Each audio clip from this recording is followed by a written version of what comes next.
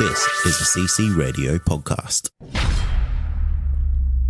Welcome, folks, to the Countdown Podcast's feature review. This week, we're going to break down the Netflix film Triple Frontier for you. My name's Wayne. And my name is Paul. And Triple Frontier, straight into it then, is a 2019 American action film directed by J.C. Chander with a screenplay by he and Mark Bowl from a story by Bowl.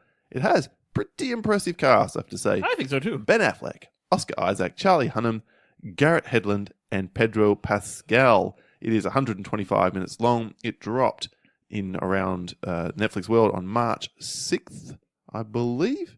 13th here from memory in Australia. And we of course will have no idea how well it's done because Netflix doesn't release information like that. But it was certainly one of the big ones for the start of the year, and that's why we thought, let's get on board with this. What's it about, Wayne? This movie is about a group of special forces operatives, which is Ben Affleck and Oscar Isaac and fucking Owen Martell, who are all who are all in various stages in their lives. Some in financial trouble, some in the military game still, some just a regular old cage fighter. But because they're soldiers who serve their country well, they feel they deserve to get paid for one last job because they're all in a bit of strife. So they plan to raid this drug lord's house in South America because his house has got like millions and millions and millions of dollars in it. But of course, events take an unexpected turn and they threaten to spiral like way out of control. So now their skills and loyalties and morals get pushed and tested because now they're trying to survive. It's that kind of film. Yeah. Okay, fair enough. What did you think then, Wayne, of Triple I want to know what you think first. Okay, all right, I'll go first. Okay, well, Netflix has done it again. What? Netflix has put some big names in a film. Netflix has cut a great trailer. The trailer of this film is excellent. And it's put some solid behind the camera teams together. So J.C. Chander has quite renowned for a couple of his films, The Most Violent Year and something else I can't think of off the top of my head. Did you see Most Violent Year? No, I haven't. Yeah, I'm thinking about it as well. But I will definitely see it. It's Oscar Isaac in it. And apparently it's it's a drama. Don't get wrong, it's not a gangster film or anything like that. But apparently it's very, very good. It's on the flicks too, yeah. Yeah, look, I thought it started very well. I thought the setup was very, very fine, showing the various characters in their states of, well, desperation, not in too many cases, maybe in Red Fly, I think that's his name. Ben Affleck? Ben Affleck's character, yes. They've all got call signs, except Garrett Hedlund, who wasn't cool enough to get a call sign, apparently. Also, I don't know who that is. Yeah, I've seen him in other stuff before, but it was interesting that all other four referring to each other by their call signs, and he's never referred to as anything other because your little brother than Ben. Yeah, maybe. And he is Charlie Hunnam's little brother in the film, or sorry, Ironhead's little brother in the film, which is weird to have to try and get. I didn't remember that. Yeah. Anyway, so we set up why they're going to do this job, and Ben Affleck Red Fly he's the planner. He's the old captain of their team, right. and he's the most reluctant. He's the one that's like, I don't know about this. Come on, this doesn't seem right. All right, I'll take your 17 grand you're offering to come down and scout out how it could be done. And then Pope Oscar Isaac reveals, I want to do it for us, off the books. Yeah. And gradually convinces them to do exactly that. That's all fine. I bought into all of that. The raid itself, which happens at the end of the first act, about 40 minutes in, good. Very good. Yep. There was some pulse pounding energy. There was some thriller elements. I was like, okay, this is a really solid film. Yeah. Yeah, I'm enjoying and there's some beautiful cinematography. Oh yeah, there is. It's a really well shot. This is a well shot film. And full credit to J.C. Chander for that. And then the film almost turns and stops being this action thriller and starts being boring. Yeah, that's totally what happened, I think. I mean, it's not a terrible film. No, it's not. It's not a terrible film. It's not what I would call good, though, as necessarily. I would say it kind of feels like this was every actor's payday between their real films. That's what it feels. That's what it felt like to me because, like, Ben Affleck's kind of fat, and he's kind of like, yeah. But I think Ben Affleck. He's playing it like he's half asleep. I don't know. I thought it was channeling his sort of real life world weariness quite well. Perhaps that's what it was. And he was meant to be that character. He was meant to be the guy who's like, I don't know about this, guys. That's a good point. I guess I was looking for Batman a little bit. You need to let that go. I know. Officially. I know. Look, there's zippy chase scenes and like shootouts, and there's proper tense moments. Like you said, the raid was pretty good. But just given the cast, this should have been a whole lot better. The characters are really, I think, quite thinly drawn, even though Ben Affleck probably has the most to do, right? In terms of, like, you could feel a bit more for him because he's in this, like... Oscar Isaac is the lead of this film. Don't get the cast listing wrong. Isaac is the propulsion of the film. He's the one that argues it all. It's always coming back to him. And, yeah, that's true. Yeah. And so Ben Affleck gets top billing because he's Ben Affleck. Yeah. Not because he's the main character in the film. Yeah, that's a good point. That's right. Probably happy about this. You get a very simple kind of, like, introduction to most of them, right? But there isn't as much to connect with all of them. And Charlie Hunnam, when he's talking, like, he starts and he's like, he's now counseling. He's a motivational speaker slash army speaker. Yeah, that sort of thing. And that's how he makes his crust. And it's like, and I don't know, first of all, he's got a really weird American accent. Like, he's not American. No, but he's doing American, so you should sound American. Some people really get stuck into him for his accent. It's rarely bothered me, to be honest. I do. I hate it. I think he's less bad here than he normally is because he's normally very wooden. I have to say. Did you like the Guy Ritchie movie, The King Arthur? No, you didn't. Okay. Piece of shit. You're the only fucking person. I just didn't mind like it. that I didn't mind. It's not good. I didn't mind it. It's better than Robin Hood, but that ain't saying much. Yeah, fair enough. Anyway, so I thought they were all fine. I think Pedro Pascal is always good. And you look down this sort of cast listing and you think, well, Pedro Pascal's number 5. He ain't going to last long. So yes. We'll get into some spoilers very shortly about the film. Not that there's a whole heap to spoil. There's really only one major point to spoil in the film. But we will delineate that in case you've yet to see it. Of course, having had the choice now for a couple of weeks or 3 weeks by the time maybe this drops. Yeah, look, I just think the last act is boring and it becomes this kind of procedural drama almost about how do we carry so much weight of money out of this situation we're in. Yeah. And which brings me to another point. And maybe I'm dumb. Thank you for not no, jumping it's fine. in there. It's fine. I'm actually the dumb one in the podcast. Not true. What is the triple frontier? I'm going to try and answer this off the top of my head just for fun as though I was a producer. Okay, go. Well, you see, Paul, there were 3 frontiers. The first one was the drug lord's house. The second one was the Andes or whatever hills they were trying to cost. Yeah. And the third hills, right? Mountains, hills, whatever. And the third frontier was their own soul. It's pretty good. Thank you. You know what?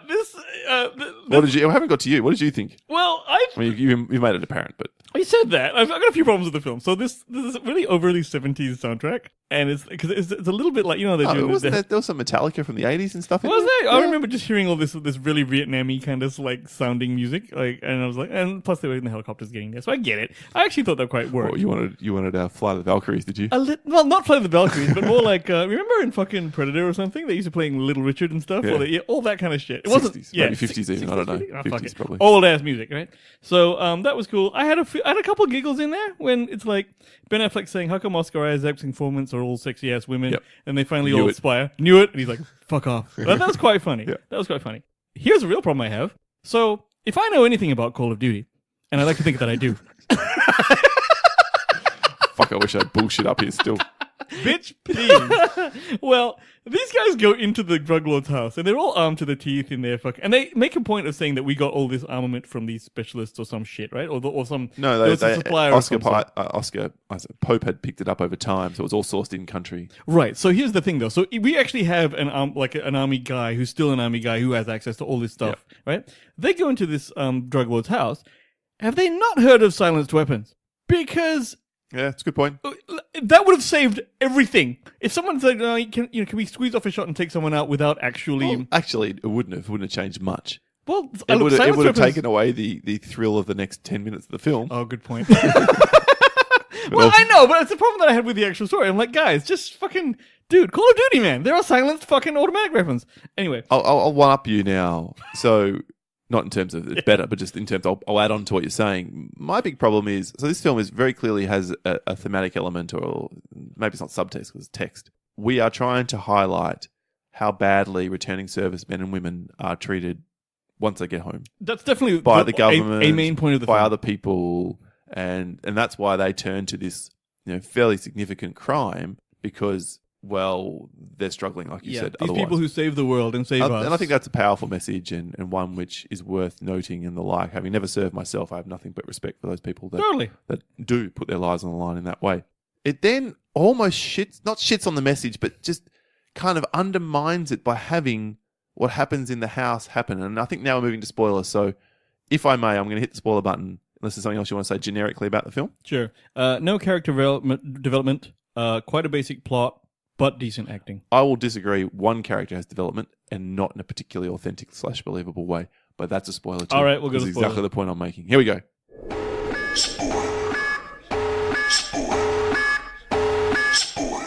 Hit it. Okay, so we're both giving this a middling to not great grade. Yeah. Anyway, there you go. Red fly gets into the house Yep. They find the money. It's in the walls. Yeah. And he goes mental. And which was such a turn from what he was in the first act of the film. Understand why he got a bit money hungry. But the lengths he takes it to are so extreme.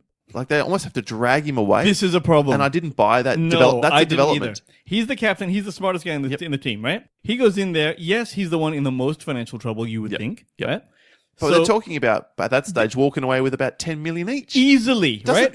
Your financial problems are gone, buddy. Right. So when the smartest guy in the group, right, is like, okay, I'm not going to get money hungry. Guys, we got to take it all. And knowing that, dude, that we can't carry all of this shit, let's just set fire to the rest of it. Yeah, why didn't Catfish, Pedro Pascal, turn around to say, don't be a dickhead. We can't carry that amount. They did sort of say that, but I think... But then they kind of just go, oh, right, fuck it. We'll make that decision later. The mood was that they were looking at each other and they're going, well, fuck, like, you know, they were almost scared to confront him because, again, he's sort of the captain and it is sort of his, not his op, but his plan. I didn't buy it.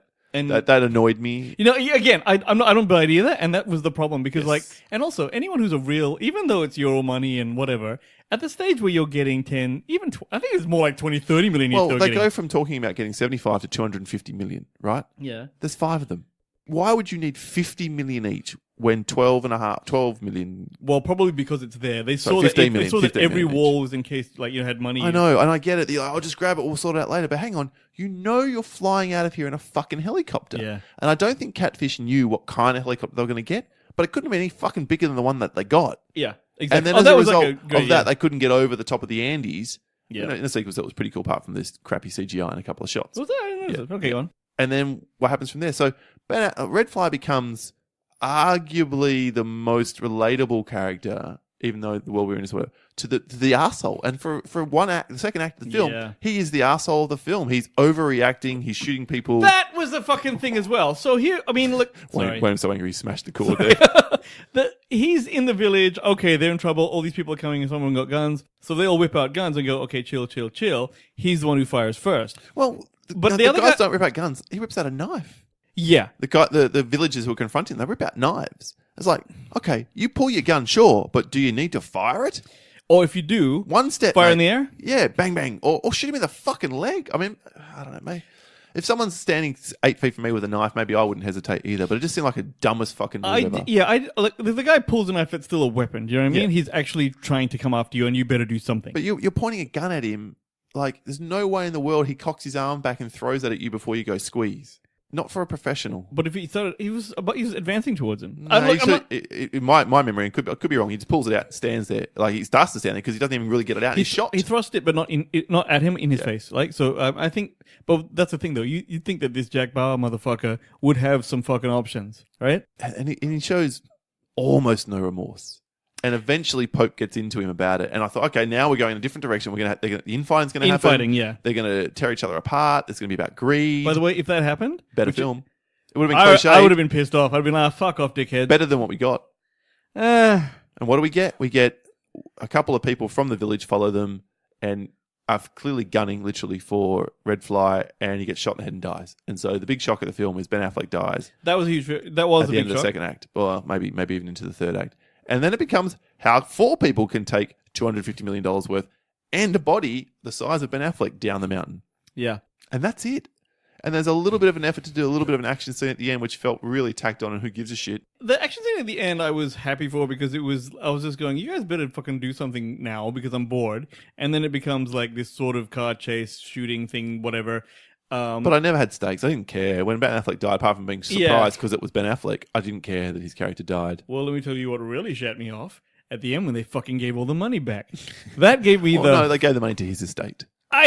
It's fucking shit. From a completely cost-benefit analysis point of view, as a guy who isn't really, don't get me wrong, I'm a total bitch. I'm a total emotional bitch about everything, all right? But if you have gone through that, now your boy died, and then, okay, I understand wanting to give his family more money, but if you walk away from this definitely under, after all this shit you went through, you would eventually regret. So even if the first person, I think, which was Ironhead, Charlie Hunnam, says, I'm giving this to them, you would then hold firm? I would. You would. I stand resolute. Nice bait. Well, that's our nice board. bait. Nice bait. I honestly think I would be a really I would feel bad about it for a while, but then I'd fucking buy new And then friends. you would... Eat my ass! Eat all the asses, man. What the fuck? Well, I guess... Or would you just say to Charlie Hunnam straight up? This is the dumbest shit anyone ever said in the history of, and I don't think I'm exaggerating here, time. Jesus Christ, you didn't even set this up either. You just fucking backing it up on the fly. Well done. Jazzing out. Jazzing out, everyone. To answer your question, I would. Once Hunnam did that, I'd be like, oh, what? Now I gotta do it? Fuck you, right? Bitch, please. Exactly. No, but like you can feel upset and still be a millionaire. Like it's a better way to be upset. You know what I'm saying? But then wait. So then Charlie Hunnam does that, and his brother follows suit, and then it was Catfish Pedro Pascal, and it's just you and Pope looking at each other. And as they're walking out of the room, would you be like, all of your arguments are like my asshole, man? Wow, I thought you would finish, but you hadn't finished. Okay, no, not bad. the mysterious sixth man on this particular mission, Wayne Aruzu. I'll be all like chatting with the girl who's dividing up the money later on. Be like, yeah, I'll catch up with you guys in a second, man. I like your pantsuit. No, I'd be like, yeah, I think I just signed. Yeah, I'm about to piss on it. Just give back here, and eat it. Exactly. It's like, look, I'm still going to like, I'll keep the $1 million, but I feel real bad, guys. I feel bad. And of course, the film closes with an ambiguous kind of suggestion that they're going to go back after where they dumped the vast majority of money, despite the fact they dumped it down what looked to be a crevasse. No, they dumped it into 18 hell. stories They dumped deep. it down into hell. Yep. The only way you're getting that money is I don't know. There's no fucking way. So. Look, I'm probably making it sound like I hated it more than I did. I thought this film was fine. It just was disappointing. That's my big problem with this. My expectations were raised. It was a very good marketing campaign by Netflix. They also managed to actually stick it right at the top of my algorithm so I could find it fucking easily for the first time. And as long as I can remember. Yeah, so that's add nice. it to the list, Go over and listen to the Netflix and Spill Boys in terms of some of their latest episodes where they're absolutely shitting on Netflix for the way that they do things. And they're right. Really? The marketing Netflix is usually pretty piss poor. So, anyway. Odd. Long story short here, Wayne, let's give it a final score for Triple Frontier. Yeah, 67. Okay, so geez, that's a high score given you sat here bagging it out for, that's like a 3.5 stars. Because all it was, it did what it tried to do. It's just that it wasn't spectacular in doing so. It didn't I gave it a make me flat remember. 60. That's the thing with you and me. So, because it sounded like you were going to give it like a 40 there, I thought. No, it's not, like I said, it's not bad and it's not great. But it is disappointing. okay. I thought this was going to be a 75, 80 film, and it's a 60 film. So it's that's right. It's definitely disappointing. So there it is. That's our review of Triple Frontier. Thanks for joining us today. If you want to hear more of the show, you can head on to Podbean, where we host the show, over to ccradio.com.au, where it's our website. It's part of the network we are in. And we're on Twitter at Countdown PC for some feedback, or indeed the Facebook Listener Community link is in the show notes. Thanks so much. Join us Tuesday for our next main ep of the Countdown. What up? My name is Paul. My name is Wayne. And this has been Wayne again on the Haven't you had soundboard. enough of this shit? Is the dumbest my shit dick. anyone ever said in the history of, and I don't think I'm fucking exaggerating here. Time. All right, fuck off. Not you, him. Catch you next time. Yeah.